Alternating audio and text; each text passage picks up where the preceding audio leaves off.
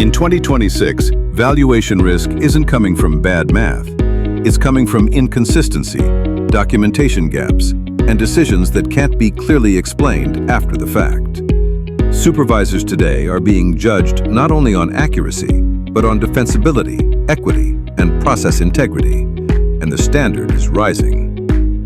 Across the country, assessment offices are facing increased appeals scrutiny, greater public awareness around fairness, higher expectations for transparency, and closer review of how valuation judgments are made, not just what the final number is.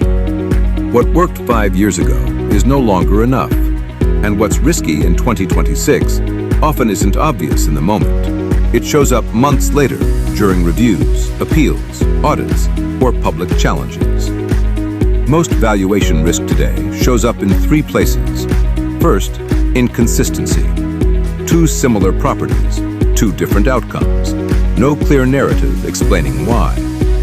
Second, undocumented judgment calls, adjustments that made sense at the time, but weren't recorded in a way someone else can defend later.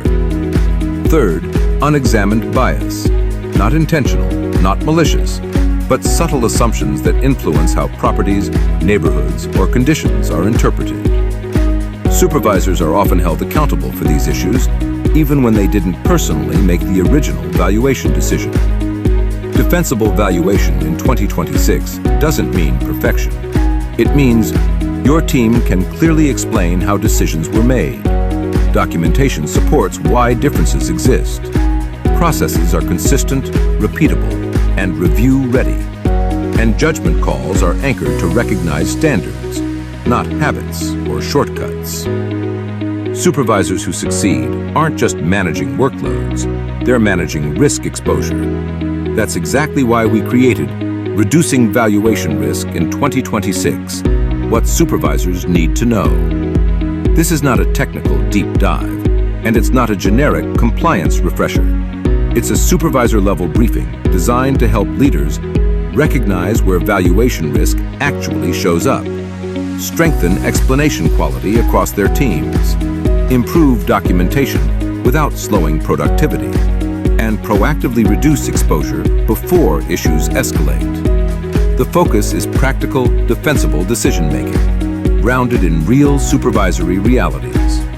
This work aligns with recognized professional standards and reflects what review bodies, appeal boards, and stakeholders increasingly expect.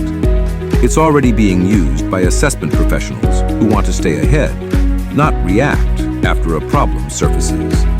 Because in 2026, risk mitigation isn't optional. It's part of leadership. If you're responsible for overseeing valuation work, this briefing was built for you, not to change how you assess value, but to strengthen how your decisions stand up when they matter most. Reducing valuation risk in 2026, because defensibility starts at the supervisory level.